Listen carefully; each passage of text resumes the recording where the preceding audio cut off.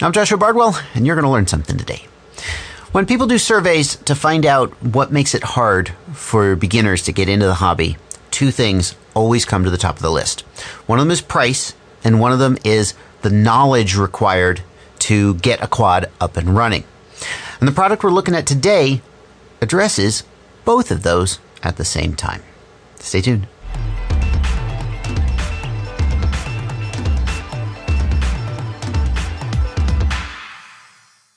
If the product we're looking at today lives up to its marketing, then today's video is going to be one of the easiest I've ever done. Because what we're looking at today is the Emax Tinyhawk Ready to Fly bundle. And I've already reviewed the Emax Tinyhawk and said good and bad things about it. But here's why this product is so interesting. I actually don't think the Emax Tinyhawk is my favorite of the micro-sized whoop classes. I go check out my review where I looked at the Tinyhawk, I looked at the Beta 75X, the Newbie Drone Acroby, and the Mobula 7, which I think is right now my favorite in this sort of class. But when you tell me that for $165 I can get a completely ready-to-fly bundle including goggles, a transmitter, a USB-based battery charger, and yes, a Tinyhawk and one battery, I get pretty excited. Now, I personally am not going to be the target audience for this kit. I already know how to set up quads. I already have a transmitter. I already have goggles. But when I talk to people about how to grow the hobby, a lot of people have ideas for how they can make better quadcopters. And the problem is that it's always expensive.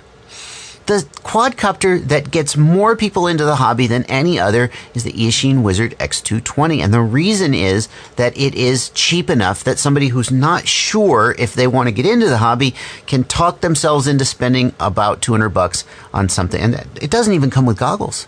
So you end up spending maybe $250 when all in.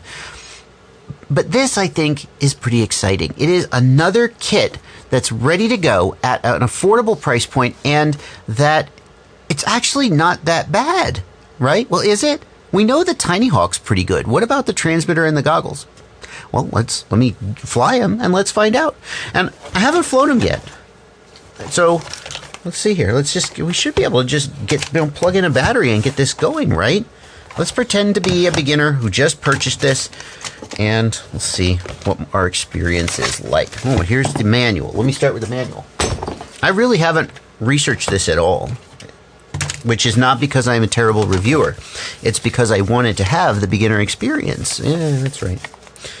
Let's see. Table of contents, cute. Phones on.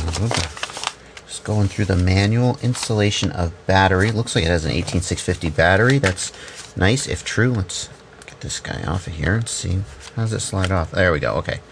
Slides off like that. Oh, yeah. Perfect. 18650 battery. Delightful. It charges through USB, but if you have spare 18650s, or if over the time the battery that it comes with stops holding a charge, you can easily replace it. That's a fantastic decision. Here is the battery case that came with the goggles, and holy cow, it also has an 18650 pack in it. Beautiful. That's fantastic. These goggle cases, I have so many of these that have come with goggles that I've reviewed over the years, and most of them are garbage. They come with a really crappy little 2-cell LiPo in them, and it dies and doesn't hold a charge, and then you just throw it out and it's a waste of time. This is, I mean, oh my gosh, and it's got USB charging as well. Just plug into USB, leave it overnight, it'll charge. This is actually really decent. That's very, and even if this is, and I don't know that it is, but even if this was a crappy quality 18650 that doesn't hold a charge, you just go to Amazon and buy a good one and slap it in, and then get hours and hours of flight time. Fantastic. Here's our Tinyhawk, and we're going to just go ahead and plug in. Plugged in. And we'll turn on the transmitter. Little green LED there. It's a little hard to see, but it indicates that it's on. There we go. It's lit up. Throttle down. No, we're getting an arming status indicator. What's the issue? Oh, the arm switch was in the arm position. Let's see. Holy mackerel. Like literally, I really did want to have the beginner experience when getting this. So I really literally haven't even unboxed this or looked at it. I just wanted to follow the instructions, and that is literally just turn them on, plug it in, and let's see, are we in auto level or acro? That's probably this other switch. Let's see here. Oh, here we go. We got some shorthand here. Mode switch is set to a down position, so there we go. Flipping the left switch arms the drone. Oh yeah. Okay, here we go. Let's try this. Literally. That's the beeper. Okay, middle position is beeper.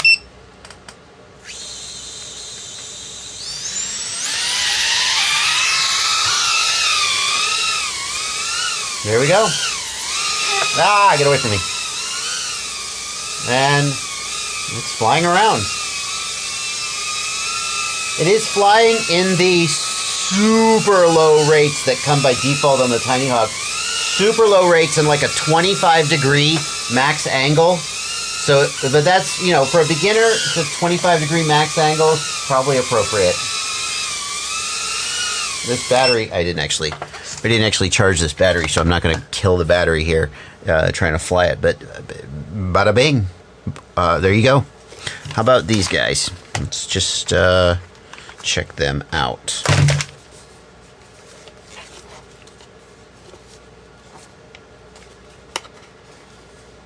I really don't want to look at the manual to figure out where to plug the gosh darn battery. Oh, here we go. It goes right here. I see. It goes here, and then it goes presumably over the head. Yeah, that's clever. Okay. I like it, Emax. I like it. I'm happy. I'm happy, Emax. Let's have a look on the inside here. Now, what channel are we on? Oh, yeah, there's a battery indicator in there. The screen is... Holy shit. Oh, pardon my French. Let's see. So we've got channel and FR, which is presumably the band. Let's see. Well, oh. So you can see here, actually, they come preset to the correct channel. The goggles come on race 4. The Tinyhawk is on race 4, and I was a little confused there because for a minute I could see the OSD, but the camera wasn't working because... I was like, darn, the camera's not working. No, you have to take the camera cover off first, you dope. Wow. So it came preset to the correct channel. Brilliant. Nobody has to screw around with that. Let's have a look here at what we got with the screen. Now, I've got my glasses on. How does it work? It looks like it has a diopter adjustment. Oh, I see. So it's going to need that to be a little longer after all. So with my glasses off, is this diopter adjustment? What do we got here? It is moving... yeah. So there is a adjustable lens in here that you can move forward and backward to compensate a little bit for your particular vision. I have -6 diopter or more is my prescription, if you know what that means, and I see perfectly clearly here. Yeah, I really want to fly it again. Let me fly it again. Do we got battery voltage? 3.8 volts. In the OSD. So the fit on the face is not spectacular. It's got a lot of pressure here at the top and a lot of leak here at the bottom. Now I'd rather have gap at the bottom so my nose doesn't get crushed, but hang on, maybe I need to adjust this. Hang on. That'll probably help actually. Yes, there we go. That's way better. Now it's more balanced on my face. That's way better. You can adjust this top thing to kind of take some of the pressure off your nose if you prefer. That's not bad. A little bit of light leak at the bottom. That's to be expected because you don't want... I mean, it's not to be expected. You would prefer not to have any light leak, but I'd rather have a little leak at the bottom so that it's not crushing my nose by being too tight. And I have no problem seeing the image. Even though there's a little leak here, the image is perfectly clear in the goggles. We've got plenty of brightness. The screen looks good. The angle of the screen is such that I can't see the very bottom unless I tip it out like this. So the way it's resting on my face, this is where I can see the full screen. There we go. Now I can see it, but I've had to kind of rest it on my nose. So I might like to play with the foam to change the angle. Yeah, because I've got it below my brow line now, and that's kind of pulling the angle up so I can see the whole screen. but I wouldn't want to fly like that all the time. That's a nitpick that I'm making as someone who has other options, but a beginner probably wouldn't mind too much. They wouldn't really know what they were missing. Why did it take a minute to arm? Probably the throttle wasn't down. Oh, dagnabbit. I said at the beginning of this video that if this product lived up to its promises, then this was going to be the easiest review I've ever done. And what I wanted to see, the minimum that I wanted to see to recommend this product is that you pull it out of the box and it flies. And that the transmitter and the goggles that came with it were not just like garbage. And you know, that sounds like I didn't have high hopes for the product, and that's actually not true. But it's just like when somebody comes along with a really solid quad like the Tinyhawk, and although the Tinyhawk hasn't been my absolute favorite in previous shootouts, I've always maintained that it's still a really good quad for the money. When you got a solid quad like this, and then you sell a ready-to-fly bundle for $165 freaking dollars, the bar is not very high for success. And Emax has more than exceeded the bar. This transmitter it's going to feel like a cheap plastic toy to guys who are used to flying with a QX7 or, God forbid, a Spectrum radio. But it is enough. It gets the job done. It gives someone the experience of flying. And the goggles, honestly, I'm kind of impressed with the goggles. Now, we haven't done a range test, but looking at the image quality in the goggles, the fact that it comes with an 18650 battery, the fit on the face is a little uncomfortable, but remember, the bar is not very high because the person who's buying this just wants to have the FPV experience for the minimum amount of money possible. And I have to say, the Emax Tinyhawk ready-to-fly bundle more than exceeds that bar. If you are looking, if you're that person and you're thinking, what should I get? What else are you looking at? Maybe something like the Aris X220 with the QX7 ready-to-fly bundle. Well, that doesn't come with a battery. It does come with a QX7, and it's a full 5-inch quad. So maybe that's a direction you want to go. I think that's a really good ready-to-fly bundle. If you get something like the Ishin Wizard X220 ready-to-fly bundle, the X220 comes with the FlySky transmitter. It's okay. A lot of people have gotten started on it, but you'll have accessories you'll need to get, and you will end up doing repairs on the Ishin Wizard X220 before very long. That might be a good thing. You're going to learn to build and repair, but if you just want to fly, forget about it. This is a fantastic ready-to-fly bundle for someone who wants... You are not going to have to repair this. You honestly are probably not even going to have to change a prop. You're going to be able to fly... You know, I always say start in the simulator and get your first 100, 200 crashes out of the way in the simulator. But if you do this, use this. Because, yeah, you will have to go walk to pick it up, which is you don't have to do in the simulator, but you're not going to break anything.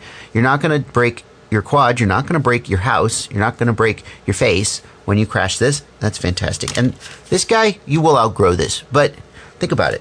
This is a $105 quad I think it's selling for. You can sometimes find it on sale. The whole kit is around $165. So you're really only paying $65 for this, which you will quickly outgrow if you get into the hobby and you'll never use again. And this, which actually is a pretty decent freaking goggle, for $65, maybe give this to your kid or use it as a ride-along spectator goggle. Okay. Some of the folks who are used to me being very scientific and rigorous are going to be a little upset that like, oh, I didn't range test this. No, I didn't. I didn't range test this either. My goal when reviewing a product is not to do science for science's sake. My goal is to put useful information out into the world.